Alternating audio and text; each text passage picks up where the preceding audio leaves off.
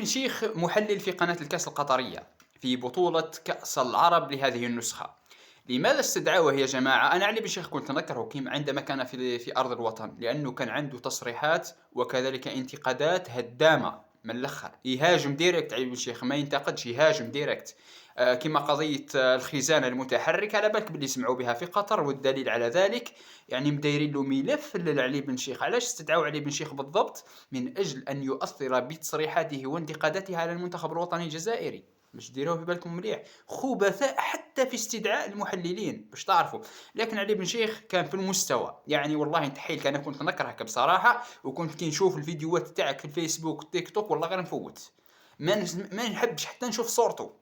لكن الآن أثبتت أنك رجل جزائري حقيقي قبل أن تكون محلل بعيد عن التحليل. رجل جزائري حقيقي. أول شيء سوقت للهجة الجزائرية، وكنت أول من يسوق للهجة الجزائرية وهو علي بن شيخ. لم تكن فوضويا كما كنت هنا في الجزائر، يعني ما شاء الله عليك، لا يتكلم حتى يعني يسألوه سؤال ويتكلم برزانة وباللهجة الجزائرية اللي يحب يفهمني ما يحبش يخبط راسه. وأكثر ما أعجبني عندما سألوه قالوا له، يعني كنت هو كان عنده تصريحات قوية ضد المنتخبات الآسيوية. قالوا له ما رأيك الآن، هل تغيرت نظرتك يعني للمنتخبات الآسيوية؟ قال لهم انتم المنتخبات الآسيوية لازم لكم 15 سنة لقدام باش توصلوا للمستوى تاع المغرب العربي، يعني المغرب والجزائر وتونس إلى آخره.